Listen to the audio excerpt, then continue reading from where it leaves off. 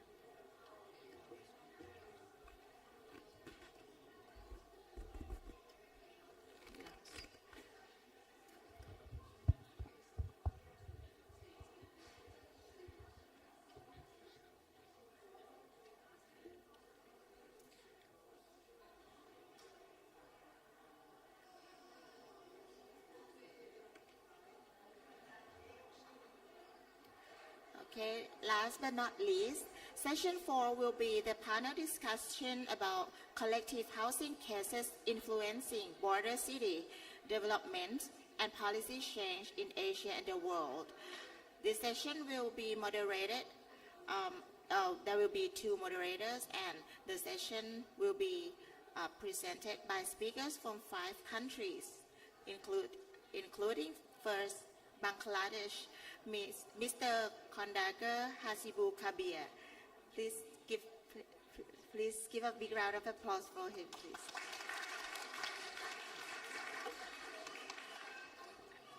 Okay. Next, we will hear cases from Nepal by Ms. Lumanti Joshi. A round of applause, please. And next, the speaker from Indonesia, Mr. Gukun Muhammad. Next, from Puerto Rico, Ms. Julia Pacio. And finally, from Kenya, by Ms. Jane Weru.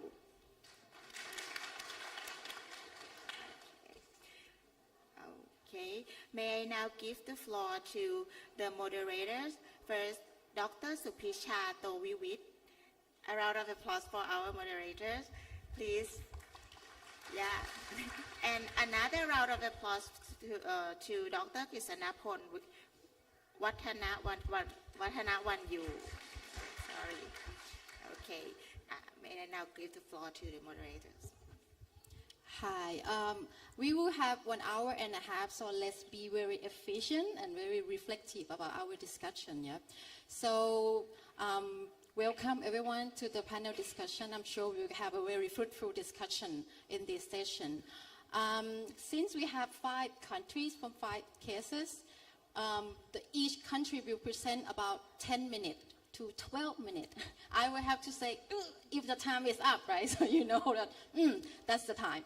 And then we would like to spend more time on discussion.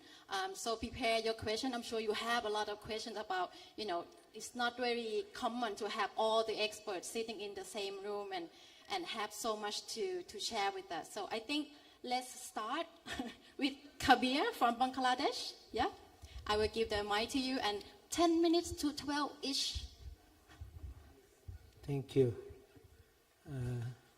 Let's have the presentation.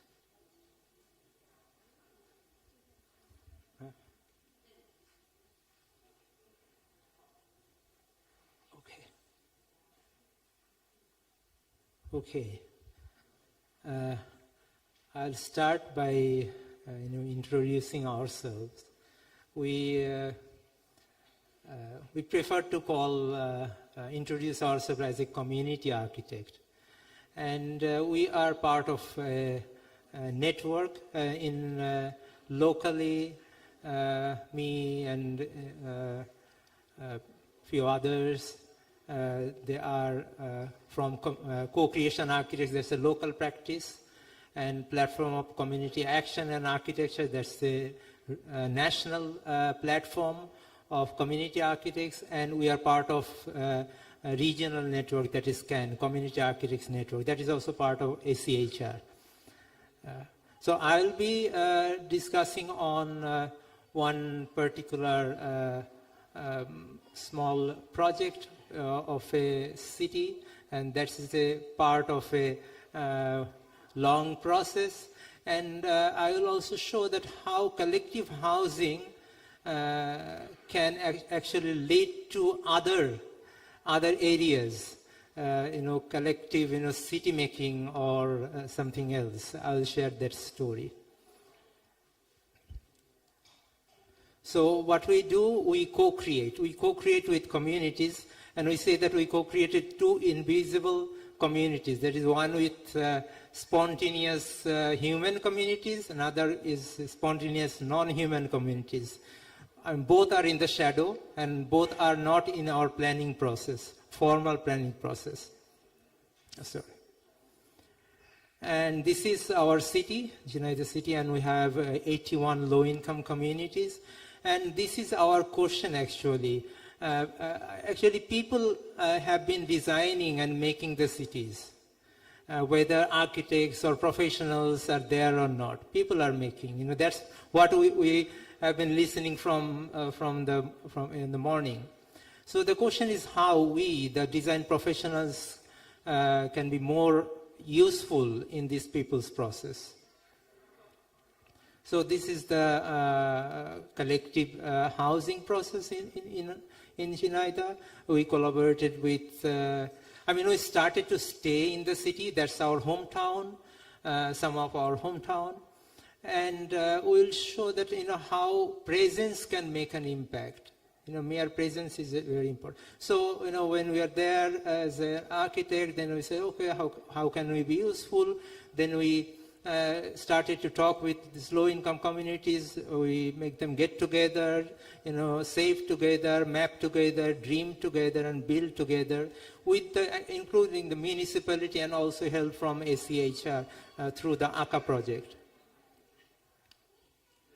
And over 1 year time, the people, especially women groups, they could build houses in two communities, more than 38 houses in two communities. And many people saw that, very quickly it turned from a slum to a, better community. Then many started to go there, and I was asking, how did you do it? Then they started to say that this is how we did it. Then they asked that what these architects did with you. They say, oh, architects. Oh, yes. They forget architects. And then what they did was they gave us courage to build it by ourselves. I think that's a good compliment for us. And this process actually is being replicated in 20 other cities of Bangladesh. So after that, we thought that if this women group, community group, if they can design their own community, why can't the city people design their own city? So we started with the children first. What type of city do you want? What type of open spaces do you want? So they are very inclusive. They think about their parents, grandparents. They think about nature, everything, very inclusive, as if they are talking like a university professor of urban design professor.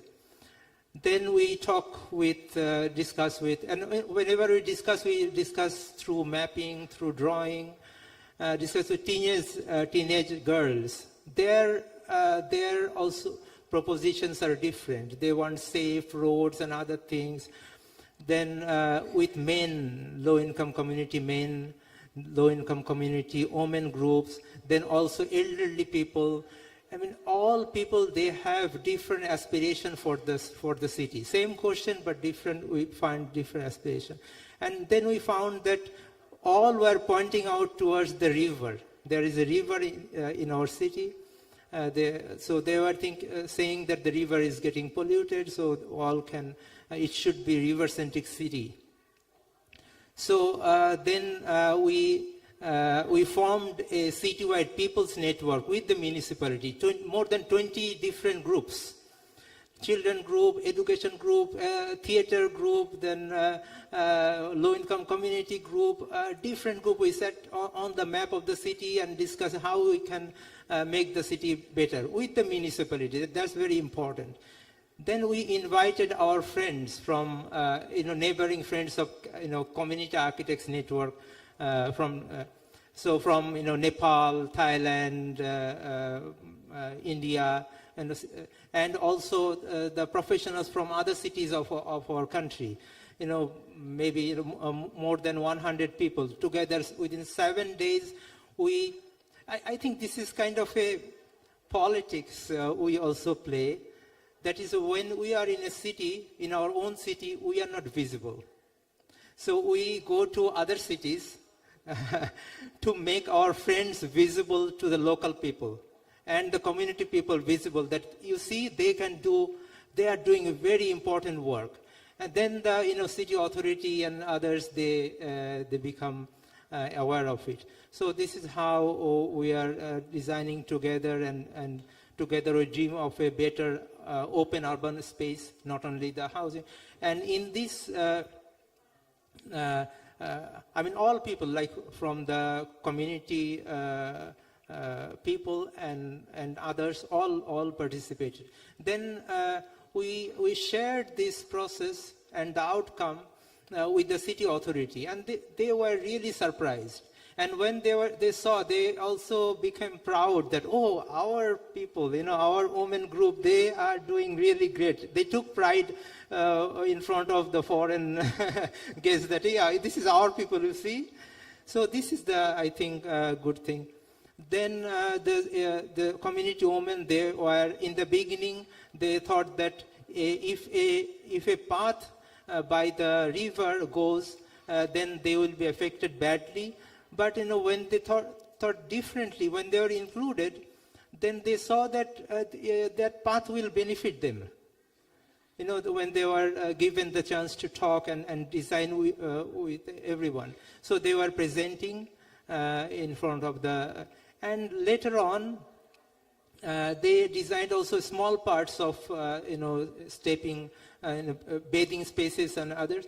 And through the municipality, and people know how to make it happen. So the mayor was there, and so they got the word, and after 2 years, they actually built it through the municipality. And the city people, they also pushed the city authority to build this. And what was our job as a professional? Our job was to just to organize people's dream. It's very easy for architects and planners and engineers to draw something like the upper. That's what we do. But if it is done with the people, then it can happen without budget. We didn't think that this will happen. Then, actually, we did 4.5 kilometers by the river with the people. So it's done with the people, and we think that it will happen someday.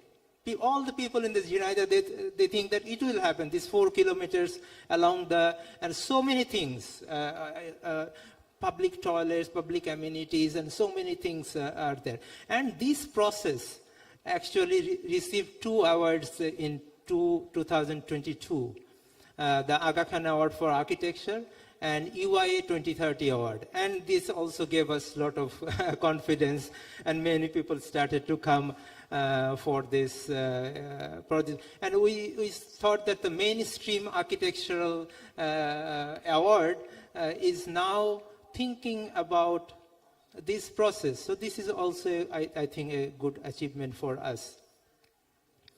And we see that many people are like this, from yesterday we were in the field. So we thought that, this whole place is the university.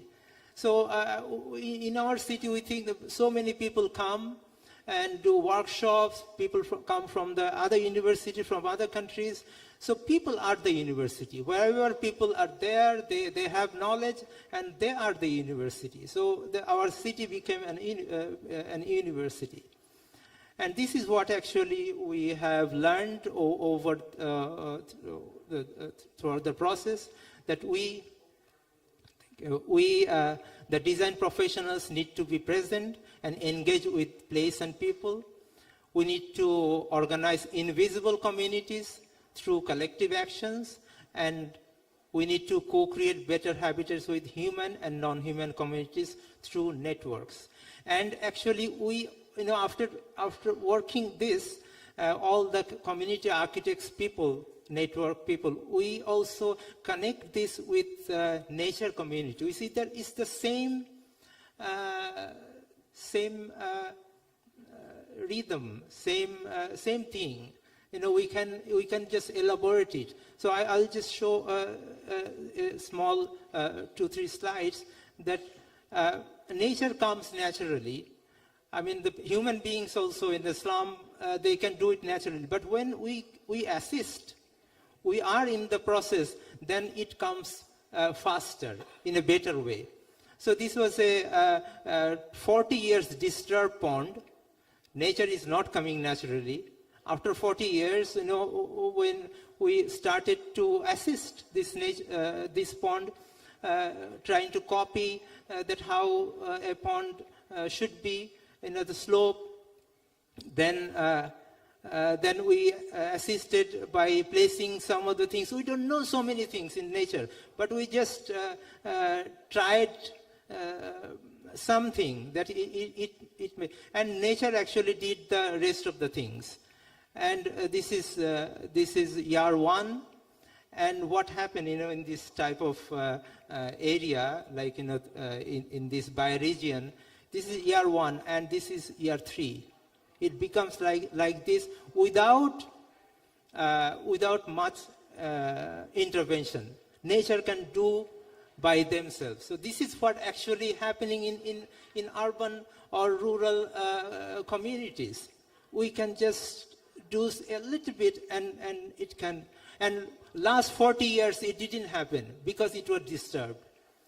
So I'll end here. Thank you.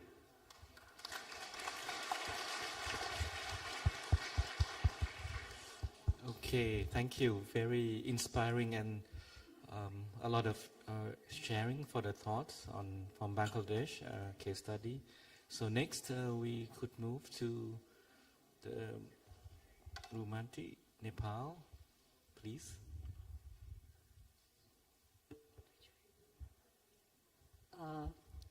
Good afternoon, everyone. I will be speaking about a citywide approach which we adopted in a small city called Kalaya, an example from Nepal.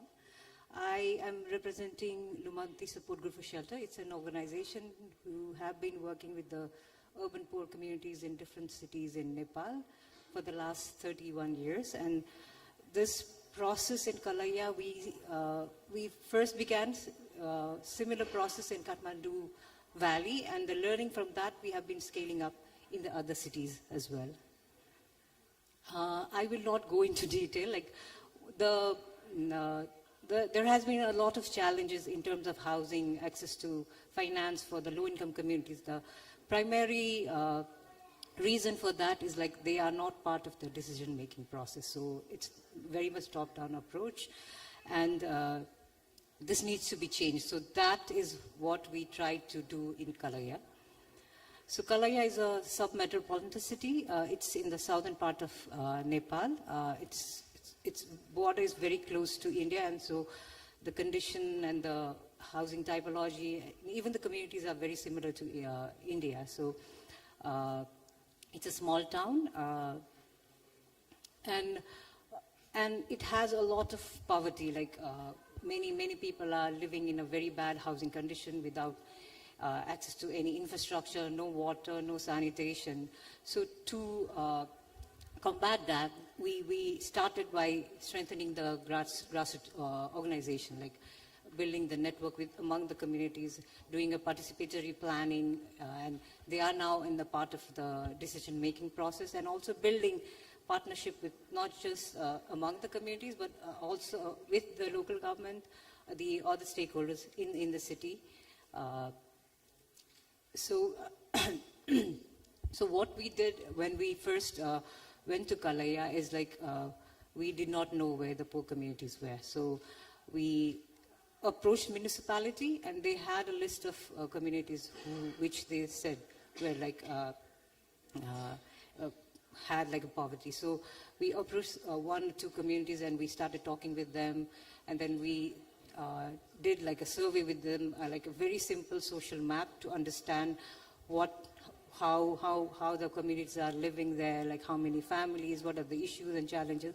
So the community, they adopted this process, and then similar mapping process happened we started with like 10 settlements in the beginning, and then gradually expanded that network to 31 communities, where they were able to identify many issues like access to hygiene.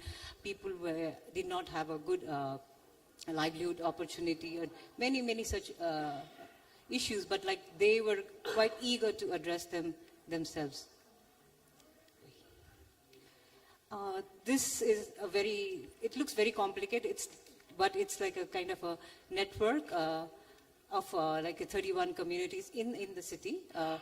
We started with 10, the one in greens are the 10 first communities. Now that it has expanded to 31 communities who are doing a lot of things together. So how we organize the community, like saving has always been the best tool, I think, for us in Nepal to bring the community together, especially the women of the low-income communities. So it's like building the community, building the finance together, and then using that collective finance to address different needs in the community, like addressing the housing needs, getting loans to improve their livelihood, and also linking with the other sectors as well. So Deep Shikha Cooperative is one of the most active cooperatives with whom we are working.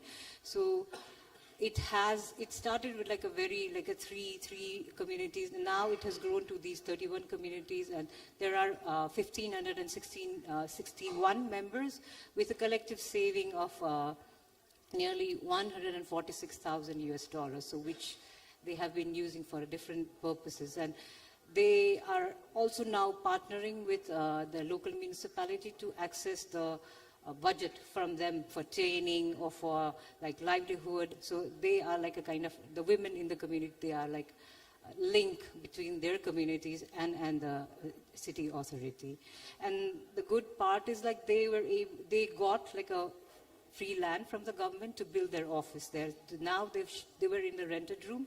Now they've shifted to their own building just recently. So that way the women in the community, they felt very confident. Yeah.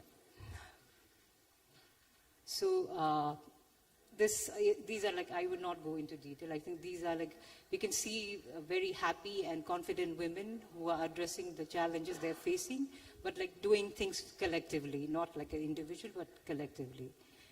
So these are some of the pictures. Like this on the left is a picture where all the members of the cooperative come together and present their like a kind of 1-year achievements to the municipal development authorities.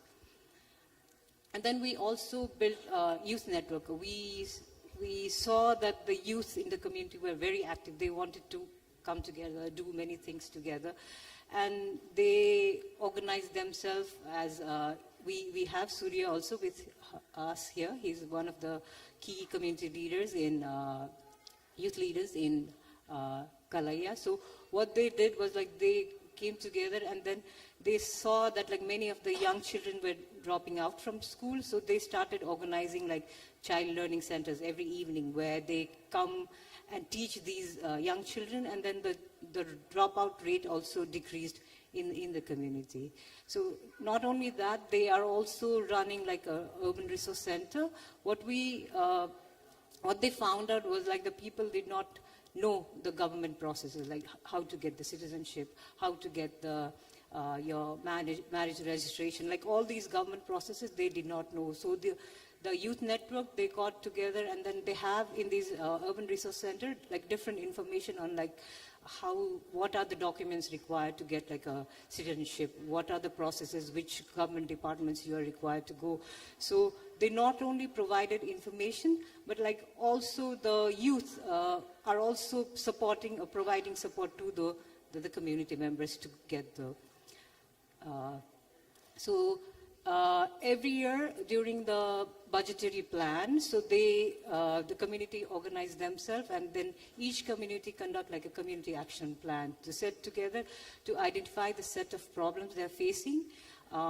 They prioritize the projects they think needs to be improved, and also not only that, but they also prioritize the areas which they themselves can address, and also then prioritize the areas which they think they would need support from the other agencies like government or like other departments. So they conduct these workshops in the community, and then at the end of these workshops, they organize a big exhibition where they invite different government officials to come and see what they are planning and what they are seeking, and they get commitment. Like this one, the young youth from the community, he is presenting different proposals to the person who are looking. He is the ward chairperson of his ward, and then they get like a kind of a commitment, like written commitment within that time, and then when they go back to the community next day or like following day, they go to the municipality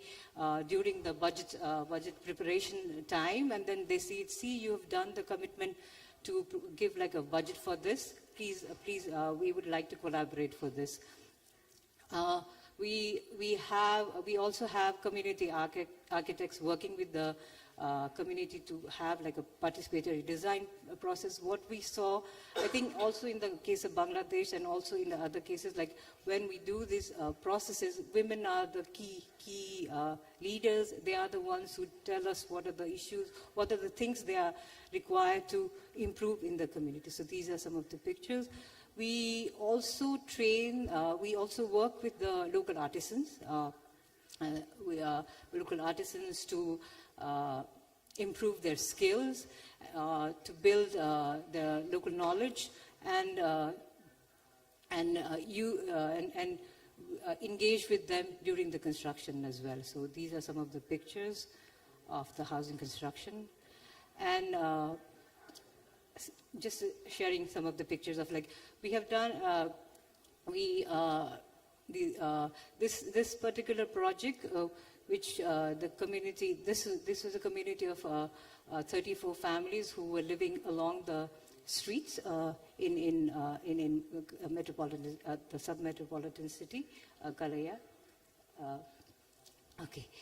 So the land, the municipality, the community was able to negotiate land like in a nearby area, and then with the help of the community architect, we had a week-long planning exercises, and then the community members presented the plan to them, and then we were able to bring in some funds and to build. And then in addition to that, the municipality also put in like a kind of a matching fund into the project, and then the community set up a committee and then built the housing. And they were very strategic, so they invited the mayor for the inauguration, and then now they are negotiating with the municipality to give like additional infrastructure in this new land. So these are some of the sayings. I will not read through it.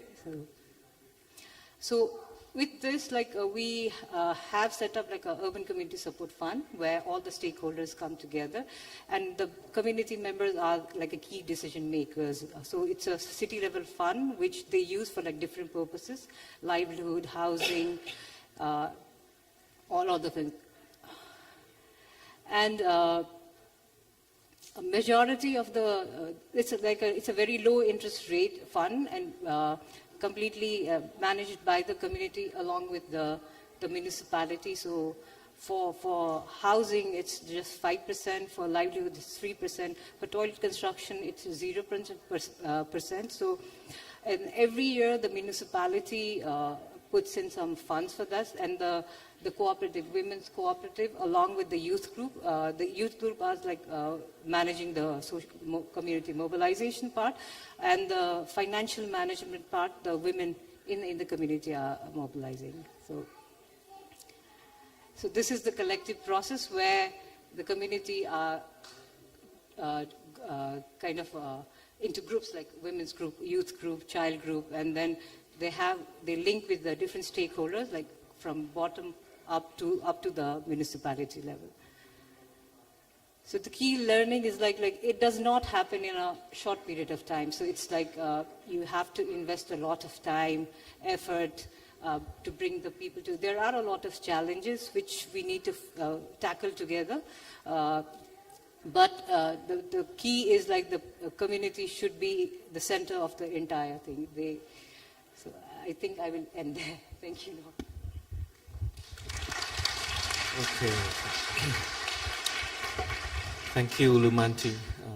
A lot of gender, women, youth has been explored for us. So, okay. And now we move to the case from Indonesia. Gokun. Okay, please. You can stand. Yeah, I will stand to reduce my nervous. Hello, everybody. Thank you for the time. This is our last energy. So I will not share a very serious presentation. I just bring or share to you the story from Jakarta so you can sleep very well in this room. Okay, my name is Gugun from Urban Poor Consortium in Jakarta, but I represent of our coalition, at least in Jakarta. So I will, even though our movement, collective housing movement now in national, but this case is only, I will share about the Jakarta case. Okay, we have one word in Indonesia we call kampung.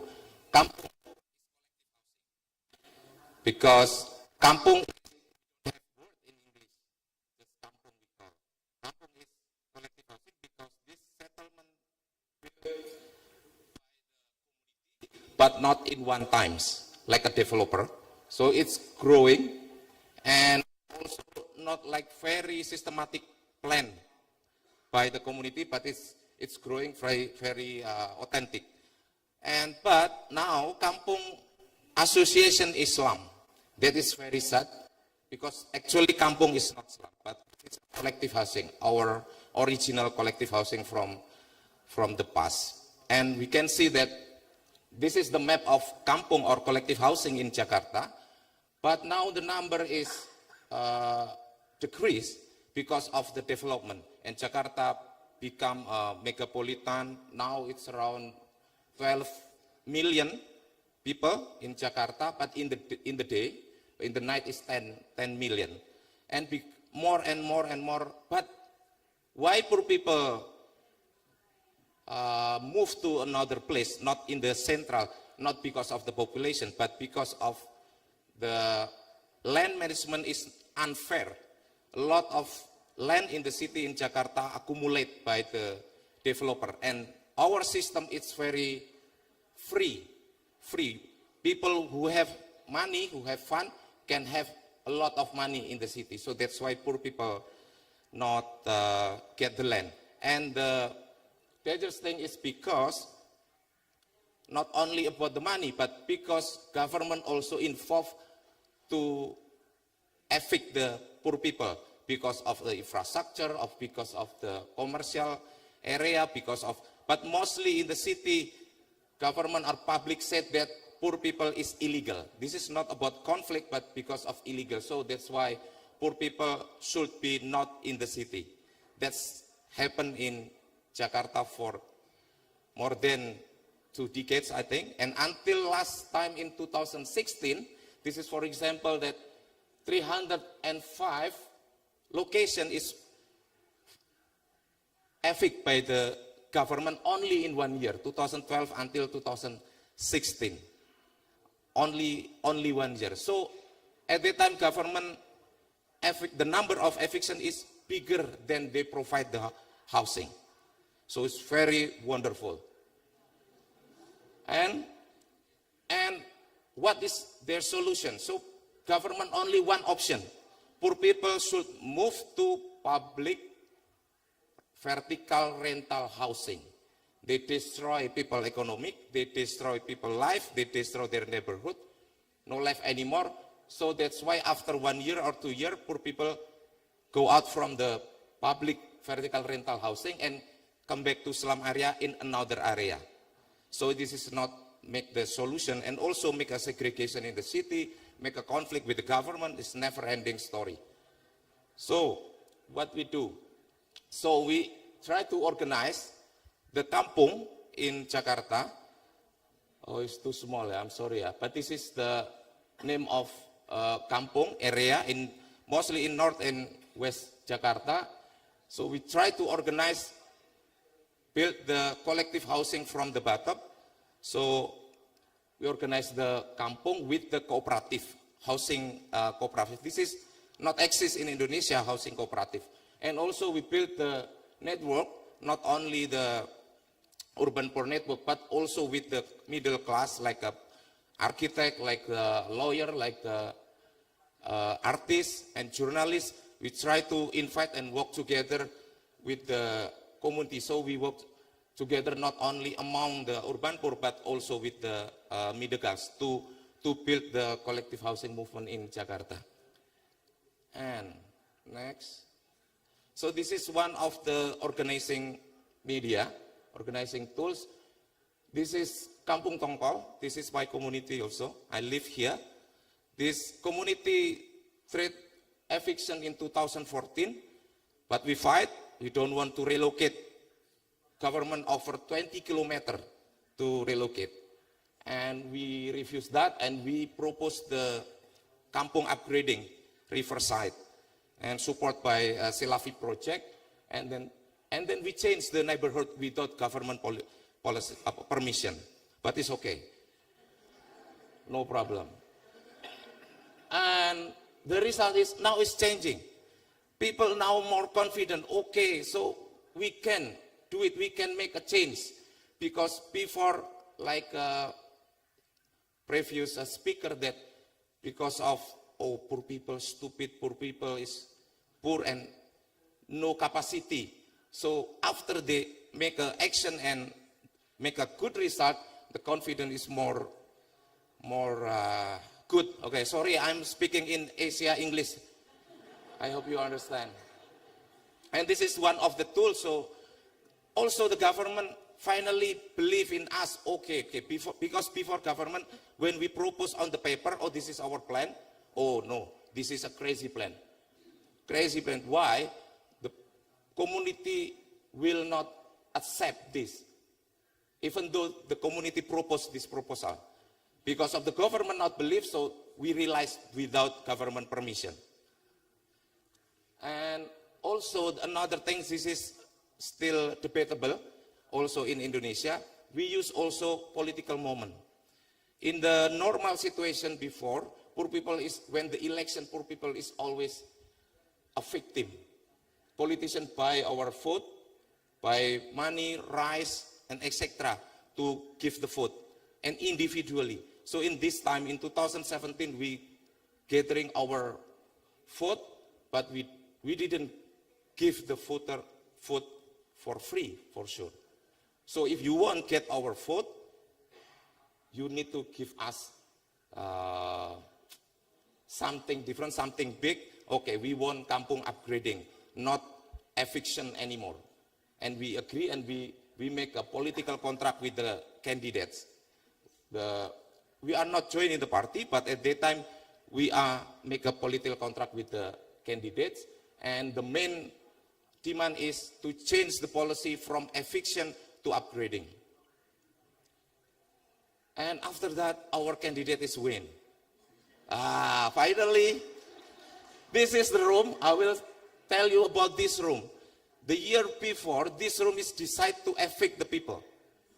But after 1 year, after we won, this room is decided to upgrade the community. So that's why the difference. And also,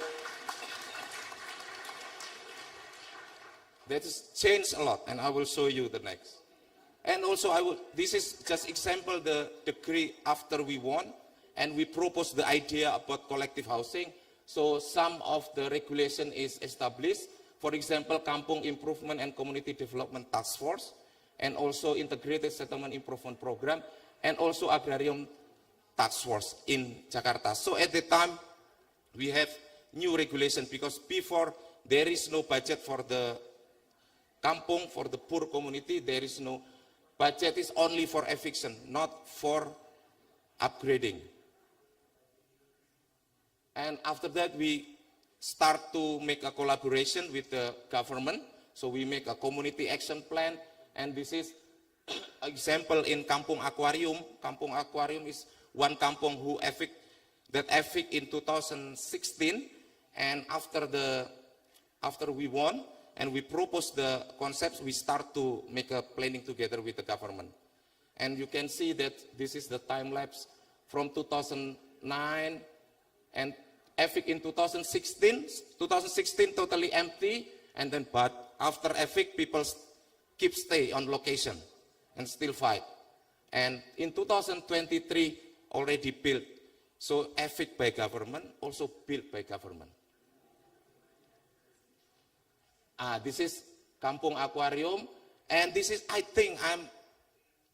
think this is also first time in Indonesia, government evict the community and then they build again on, say, in the same location. And also, this is, I think, the first that vertical housing, we call not rumah susun. Rumah susun is vertical housing. We call kampung susun, vertical kampung, to give alternative, because in the design we try to accommodate the kampung life. Oh yeah, 2 minutes up. Okay. And this is also managed by cooperative, people cooperative, not managed by the government. So this is also the first time in Indonesia. And also we have agreement with the government already that after 5 years, also we make a transition time. After 5 years, the building will give to the cooperative, not owned by the government anymore. And start from the beginning, the building is managed by the cooperative. This is also the first time. And also not only one case or two cases. Another success story is about we changed the spatial zoning, because many poor area in the zoning, the government put from green area, blue area, it means eviction. But we proposed together to change the zoning as a settlement. And by regulation, now it's already changed. It's around more than 30 communities changed already. And also building permit, poor people, poor settlement in Jakarta, Kampung also got the poor permit. This is the funding scheme, housing infrastructure by the government, Jakarta government, and community planning by the people and with the government. And before this, I will also tell that is the Jakarta case. So now we want to scale up to national to build network, cooperative network. Urbamon support us to build the national network. And also the important things, here we are with our government, land ministry, with the government, one of Mr. Budi. Mr. Budi, he is one of the person who helped us how to solve about land issue in Jakarta during the time. So I want to say thank you for Mr. Budi, and we have same spirit now because Mr. Budi now work in national level. So we have a plan and have same spirit to build the urban land reform in national scale. That's true, ya, Pak Budi, ya? Okay, I think. And the last is we got the bonus. We got the bonus from World Habitat Award. We got a gold award from World Habitat Award for our advocacy and organizing collective housing process in Jakarta. Okay, thank you.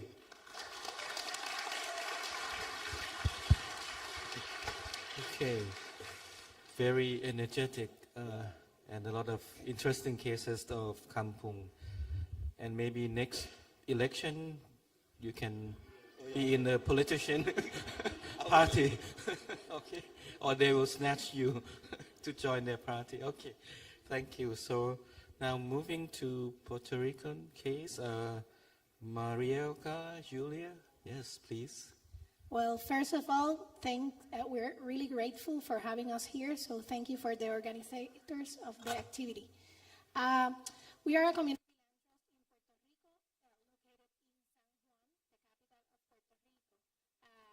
we have won many awards. We have a 22 years of history at this moment, but everything hasn't been flower power, you know.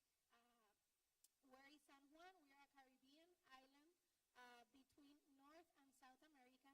We are also U.S. territory or a colony, whatever you prefer to call us. We are a special planning district, so whenever I say Caño Martín Peña, we're talking about a special planning district that the residents were able and were eager to dream 22 years ago. We have a strategic location within the capital city of San Juan, Puerto Rico. We are 10 minutes away from the international airport, touristic zone, San Juan Bay, and the financial district is 2 blocks away. How this started? It started around 1930s with the Great Depression.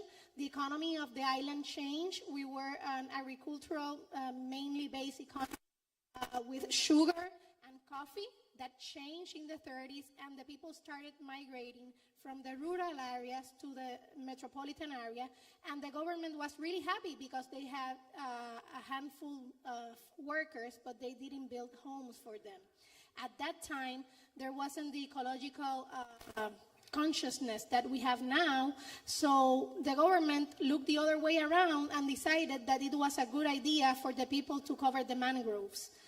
Now we know it's a really bad idea, but back then they didn't know. So they looked the other way around and people started constructing their homes, and that's how 8 communities were built and informally settled around the canal. Our demographic, we are right now at 11,000 residents formally, and I say that because around 25% of our population is immigrant, and we know that immigrants doesn't fill out the census or that type of surveys that the government does. So we are mainly an elderly population with high, Puerto Rican English now. With high rate of unemployment and low scholarity. Part of our context and our timeline, and this is a really executive summary, between 2002 and 2004, it took place a participatory planning process with over 700 meetings around the 8 communities, and it was a decisional process evaluating the options for the land tenure because there was a lack of land policy issue. So the people back then decided between private property titles, cooperative housing, and the community land trust model from the United States. Finally, they decided to adopt and adapt the U.S. community land trust model. In 2004, preventing the political changes, they decided to pass a bill and make a public policy, the 489 of 2004, and also to create a comprehensive development plan, which was adopted later on 2007. Everything went quite well.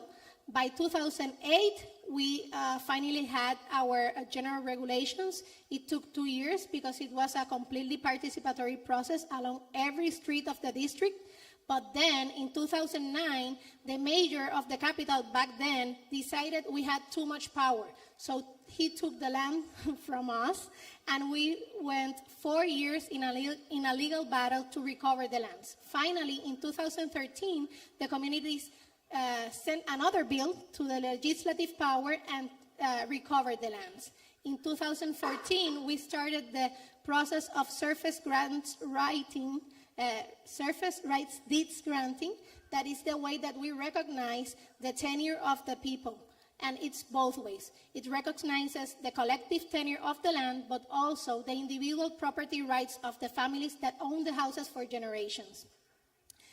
In 2015, we have a pivotal point. We won the World Habitat Award, and I can reflect of what the rest of the panelists are saying, that you need someone else to validate the work that you have been doing to your own politicians and your own people believe in what you're doing. So it was a pivotal point in our history. We started having the backup, from the politicians of the moment. Everyone was with the caño, etc. And we started the peer exchanges, which opened us the world as we're here today in Asia. So thank you very much for that. One of the main projects of the comprehensive development plan that we're implementing is the dredging of the canal, because it is clogged, and every time it rains, it floods the communities with used water. So back in 2022, we achieved the money for the dredging, and it already started. And now in 2024, we're starting the pre-development phases for developing multifamily housing. What is our methodology? We do planning, action, reflection, planning, and action back, sorry. And one important thing is that the Enlace project, or whenever you hear Enlace project or Caño Martín Peña, we're talking about three entities. Fideicomiso de la Tierra, which is the community land trust. Proyecto Enlace, which is a public corporation in charge of linking with the rest of the government agencies, and the G8, which is the most important because it is the community coalition that unifies the leadership from the 8 communities in the decision-making process. All of this wouldn't be feasible without our pro bono advisory board, partnerships, allies, government, community, and many other volunteer and anonymous people. As of today, we have over 120 active community leaders. We have different social programs like Violence Prevention Program, Youth Leadership in Action, which is our youth leadership group. Right now we have over 250 members, 153 surface rights deeds, and 44 temporary agreements. For our members, they say they use this on their homes. My home is secure with the Fideicomiso. This is what they defined by themselves in a participatory workshop years ago, like in 2016, what is a member for them. And I will try to say it, okay? Bear with me. Be a member of the Fideicomiso means to have dignity, security, confidence, and humility. Being a family in the fight, in the struggle, with the commitment for the development of our communities. We are happy having the permanence in our lands where we have lived. That way, we can motivate other communities to fight as the same as us. Remembering that in the unity is the strength and that we will prevail. We still do participatory planning for many processes that we have to implement, the infrastructure and other things. We do constant community accountability for the different projects. We take the decision-making processes direct to the community. This is an example. That's a vacant lot. It's not big enough to make a home over there. So we're deciding with the community what they want to do in that specific space. We as employees or as collaborators don't make the decision for them. We use many different strategies of popular education to treat difficult and complex topics. We integrate the participation in every aspect. This is an example of the revision of the general regulations of the whole project and organization. We have been adapting and flexible to the times as all of you have. This was a program that took place in the pandemic.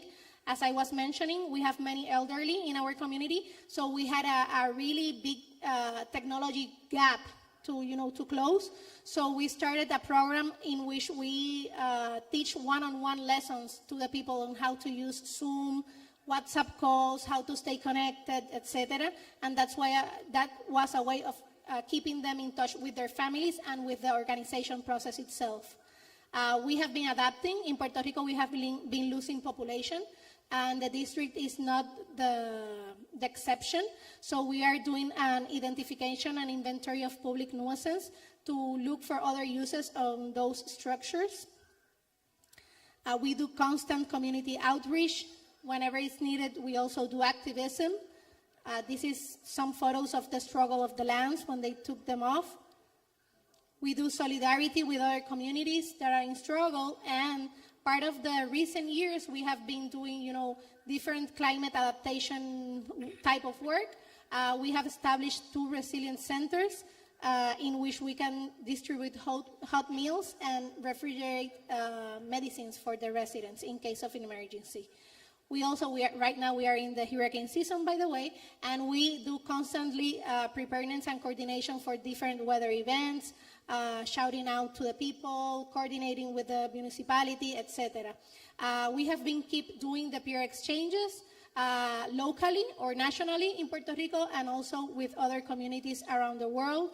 This was actually yesterday, this photo. It is with an old lady in the west part of Puerto Rico that is going to be evicted from their home. So we were there supporting her. She's in the middle of it, and her family. We went last month to El Salvador and met there with Rutilio Grande, expanding the CLT model and the collective land tenure as an option for vulnerable communities. This week, another group is going to be in Asunción, Paraguay. Our present action and next step, the dredge already started. As I told you, this is a historic photo. The lady in the middle was one of the founders. She's really elderly. She's 93 years old now, so it's really special to have her live that moment. The dredging is going to take place in 3 different contracts. In October, we're starting the second one, and it should be ended by 2033. Part of the comprehensive development plan includes infrastructure corridors, because our communities doesn't have basic infrastructure. So we're going to construct potable, sewage, and stormwater system alongside with electric reparations and upgrading. And as I said before, we're starting, our way into developing multifamily housing. So that you see those are the lots that we have available at this moment that are part of the CLT, so we can build homes over there. Part of our achievements is the recognition of our role by the state and the political parties and candidates, the increase in the Fideicomisos membership and their integration to the rest of the community organization processes, the assignment of the money for the dredging by the United States Corps of Engineers, the internationalization of the Fideicomiso as an option for regularization and land tenure for informal settlements, and very proudly we can say that right now in Puerto Rico there are 3 additional community land trusts created. So that will be for now, and I will invite you to like us in Instagram, Facebook, and to follow our website. You can scan the code. Okay. Thank you, Julia. Very detailed communities, activities, and related political engagement. Okay, so now, last but not least, we come to Jane sharing us with the Kenya case of community upgrading, please. Yeah, here is a Kenya case. So thank you very much.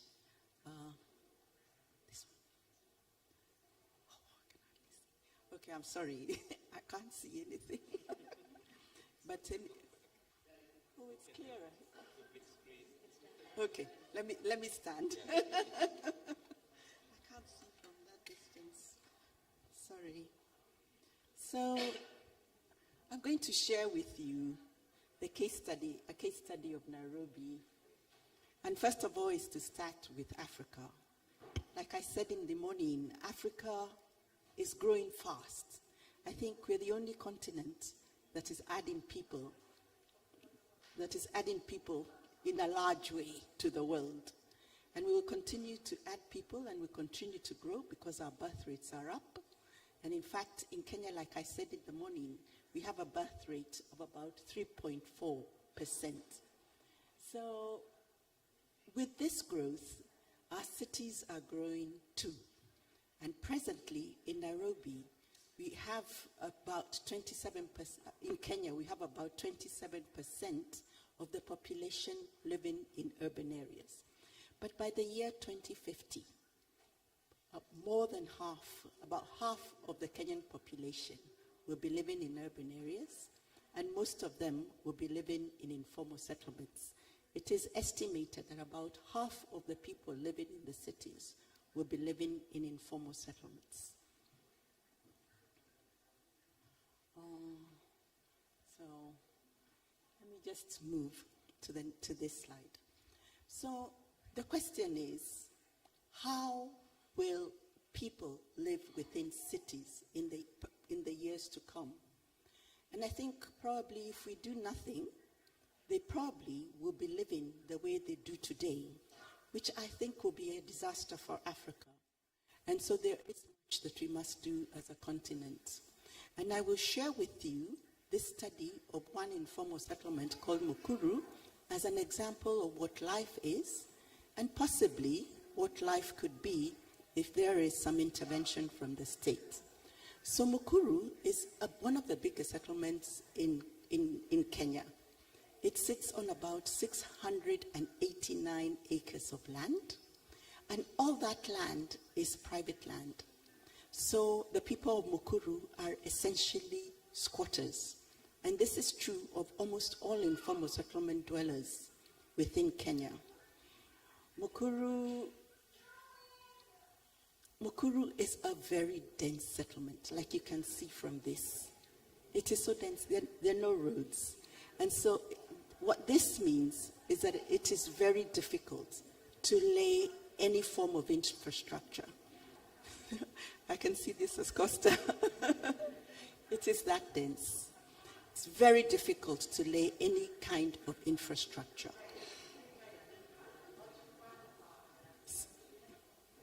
Okay. So, sorry. Yeah, so it's very hard to lay any form of infrastructure. So at the heart of any development or change in these settlements, I think planning must be at the heart of any change. And because of this lack of infrastructure, the services are terrible.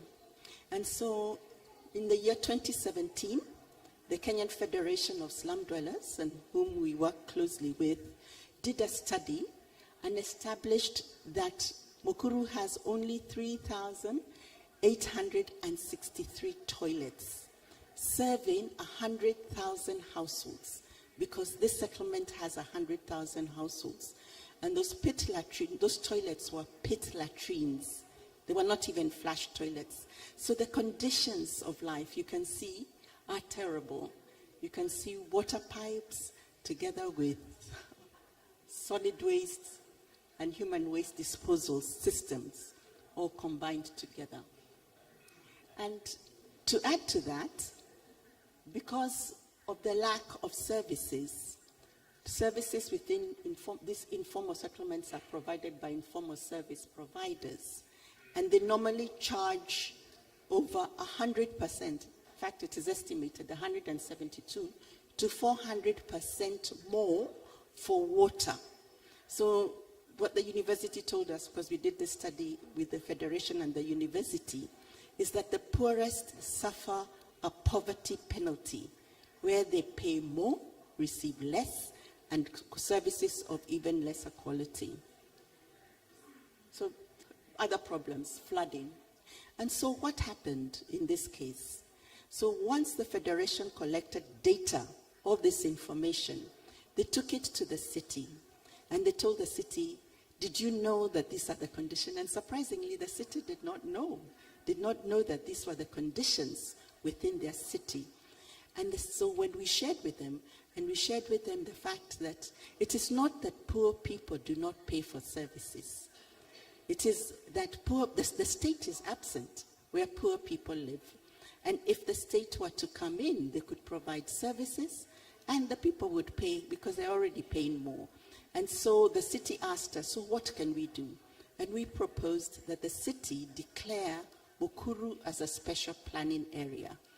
In our laws, county governments can declare, or cities can declare an area as a special planning area if that area has unique development challenges or problems. And then in that case, then it is required to develop plans for the redevelopment of that area with the people. And so that is what happened. So the city worked with the NGOs and worked with the communities and developed plans for Mukuru for water, sanitation, and housing.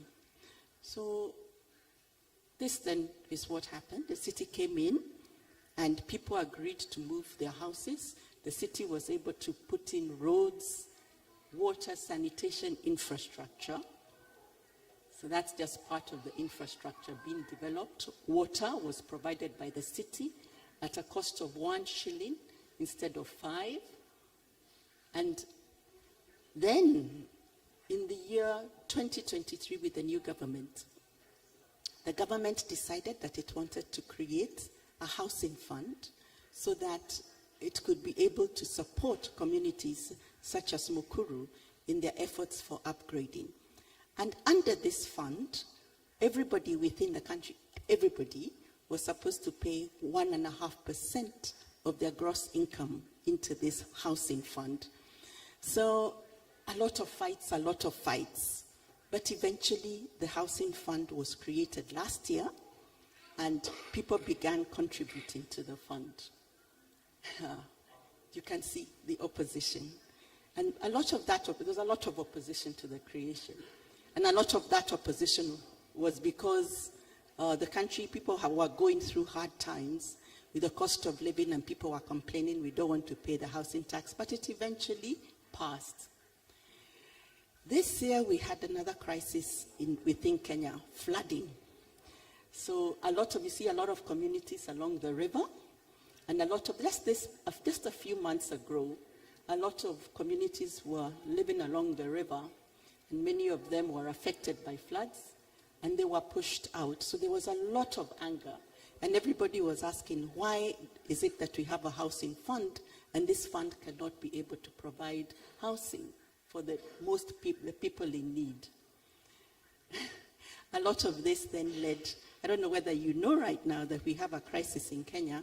A lot of this unease and dissatisfaction led to what we're currently facing now, and that is the Gen Z revolution that is currently taking place in Kenya. And the young people of Kenya are presently very dissatisfied. They're dissatisfied because our government has taken, over the years, has taken up a lot of loans. I think, from my understanding, we have about $80 billion in loans that have been taken.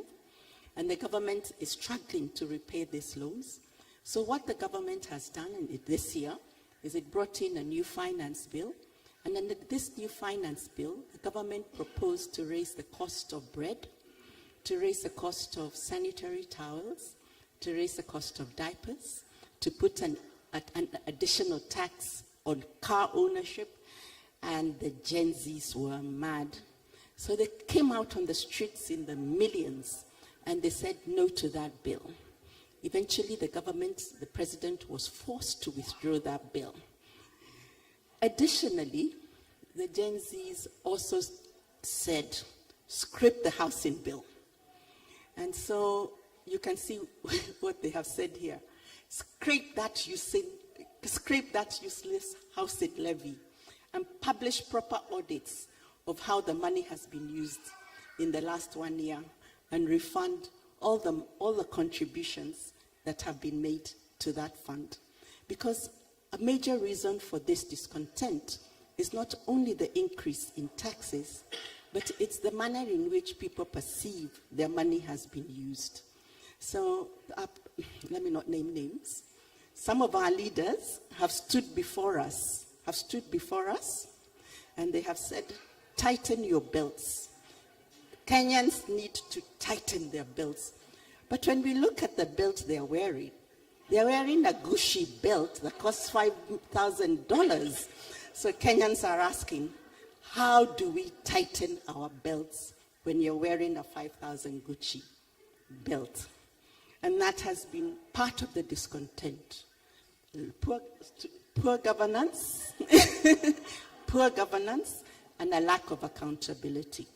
So where do we go from here? This is a national conversation that we must hold. We must pay our debts, of course. We must tighten our belts, of course, but we also say that our leaders need not to steal from us blind. And we are also saying that we must find solutions to the very integral problems that we have. And this conversation is going on. Next time I come, I don't know whether the Gen Zs will say that we do not need a bill. My prayer is that the bill stays. Thank you.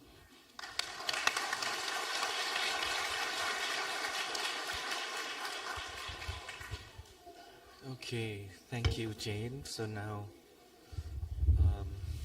before we give the floor, maybe we can conclude. I just been informed that we don't have 1 hour and a half. We only have 1 hour and 15 minutes. So we have 8 minutes left. So I have a few questions. I will pack it together and maybe you can share. Because we all here, like, it looks like everything is like happy ending. We fight a lot and we won at the end. But I'm sure that all the struggle that you guys have been through is a lot. And I would like to hear what were the most difficult part and how did you overcome it? And then the next question is, what are the goals that you haven't achieved yet? Who got in the way? What got in the way? And how you plan to overcome it? Who want to start? Well, as all of us, we have faced many challenges, but one of the most difficult ones was to overcome and regain the confidence of the community and of the residents when we were able to get the lands back, because we had a campaign with all the municipality against us, with big speakers around the communities, talking bad from the community leaders, from the employees of the project. So it was a hard process, and it took us many visits, house from house, coffee from coffee to coffee, one-on-one conversations with many residents to start gaining again that confidence, because we were thrown with the whole power of the municipality. What challenge? Definitely the housing development. We had like a 4-year pause in our history because of the losing the lands. So we have been retrasados. We have been in pause in the terms of the housing development, and we are trying to get up on time.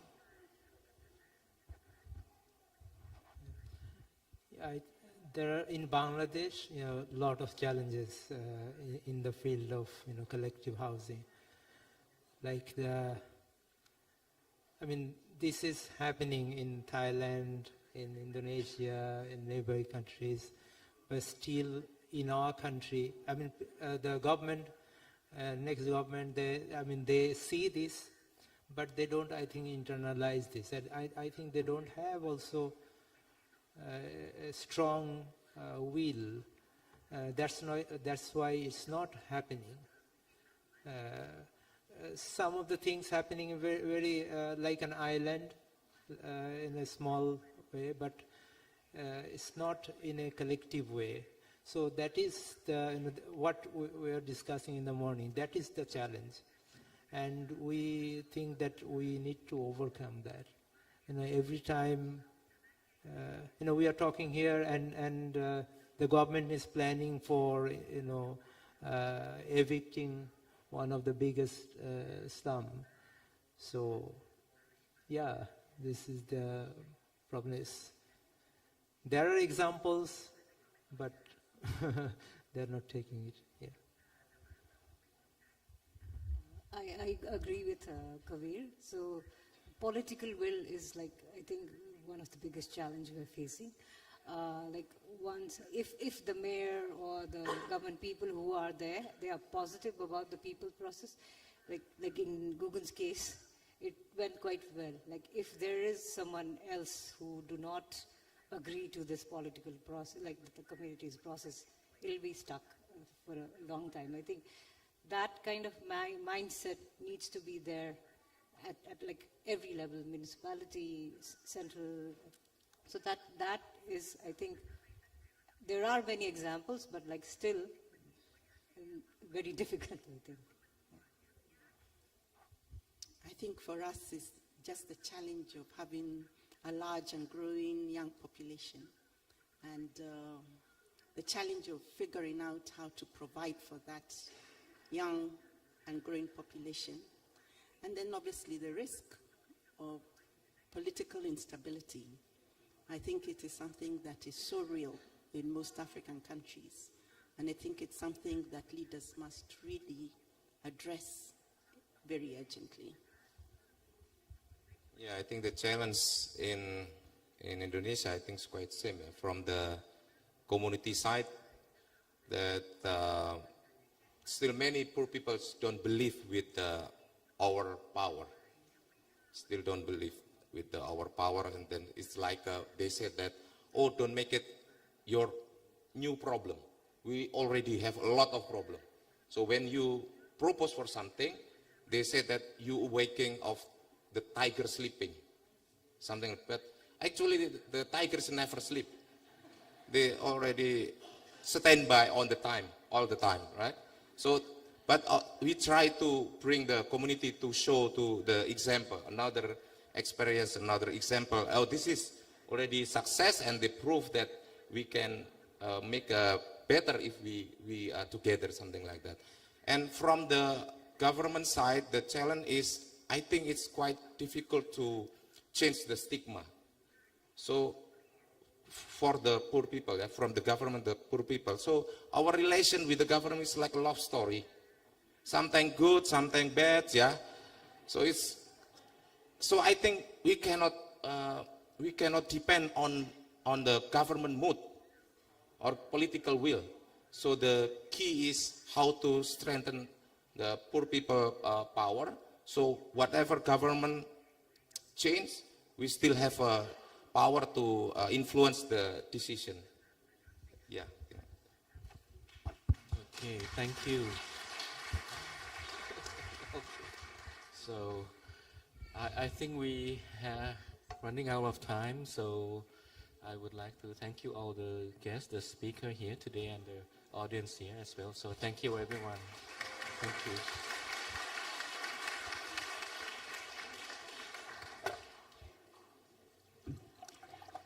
Okay, thank you very much for all the speakers and moderators. And may I ask another big round of applause once again to all distinguished guests, speakers, moderators for successfully organizing the first day of our events. Okay. We still have 3 more days to go for sharing and learning from each other. But today, I would like to ask you to get some rest and let's meet at the Racha 2 room for the welcome party at 6 p.m. Okay, and right now the bus has arrived and waiting for you at the drop-off point. Thank you once again. Thank you very much for all the participants. Thank you very much.